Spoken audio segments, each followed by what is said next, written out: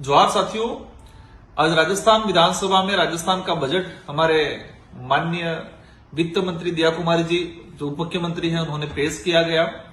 राजस्थान सरकार से राजस्थान के शिक्षित बेरोजगार युवाओं को बड़ी आस थी कि इस बार बड़ी नौकरियों की घोषणा होगी, लेकिन इस आस पे पानी फिरा है।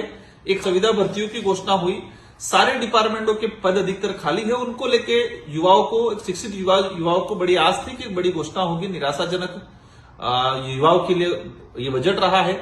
साथ ही आदिवासी बाहुल्य क्षेत्र के अंतर्गत वर्तमान में शिक्षण संस्थाओं की हालत खराब है, भौतिक सुविधाओं नहीं है, कमरे नहीं है, शौचालय नहीं है, चार दीवारें नहीं है, बच्चे पेड़ों के नीचे किराए के मकान में और 4 से 5 किलोमीटर दूर अपनी दूसरी सीनियर स्कूलों में जाने को मजबूर हैं। कई बच्चों ने स्कूलें छोड़ दी, ड्रॉप आउट हो चुके हैं।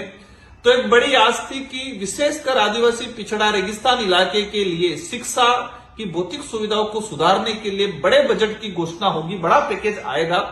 लेकिन एक छोटे मोटी घोषणा सुनने में आया। अभी बजट में हमने देखा 250-300 करोड़ की घोषणा, मतलब 1-2 जिलों का बजट है ये। तो राजस्थान में वर्तमान में शिक्षण व्यवस्थाओं को सुधारने के लिए 2,500 से 3,000 करोड़ बजट की जरूरत थी, जो इस बजट में आज थी। इसमें आएगा 50% में नहीं, ऊंट के मुंह में जीरा वाली कहावत जैसा बजट दिया है शिक्षा को लेके।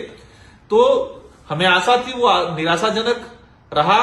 साथ ही आदिवासी बाहुल्य क्षेत्र जो जिला है, डूंगरपुर, बांसवाड़ा, प्रतापगढ़, उदयपुर, चित्तौड़, ये जो जिले हैं, जिले की आम जनता मजदूरी के लिए, अपने रोजगार के लिए गुजरात, महाराष्ट्र की ओर पलायन करती है और वहां पर कई अत्याचार, शोषण का शिकार भी होती है।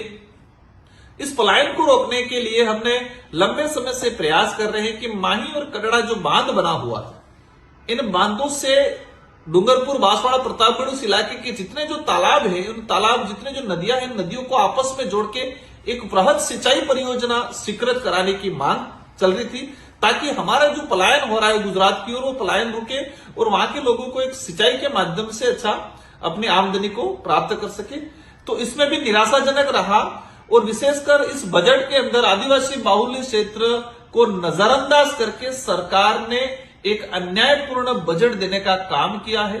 हमारे उस इलाके के अंदर एक ट्राइबल टूरिज्म, राजस्थान का सबसे बड़ा टूरिज्म हब, या कहे कि टूरिज्म डेवलप करने जैसा हब है, तो डूंगरपुर, बांसवाड़ा, उदयपुर ये भौगोलिक दृष्टि सुंदर इलाका है। तो ट्राइबल टूरिज्म कॉरिडोर की लंबे समय से हम लोग मांग कर रहे हैं। पिछले सरकार में इस बजट को मैंने डीपीआर की भी घोषणा कराई थी, लेकिन इस सरकार आने के बाद इस ट्राइबल टूरिज्म कॉरिडोर को जो सपना था, उसको भी कहीं न कहीं उन्होंने ठेस पहुंचाने का इस बजट में, मतलब कहे कि उसको घोषणा नहीं करके वहां के जो युवा थे उनके साथ, वहां की आम जनताओं के साथ, वहां की जो जनता थी उनकी आस थी, उस आस को भी उन्होंने निराशाजनक बजट दिया है। कुल मिला के ये बजट जो आस थी उस आस अनुरूप नहीं रहा है, निराशाजनक बजट रहा है और आदिवासी बाहुल्य क्षेत्र को नजरअंदाज करने का काम किया है।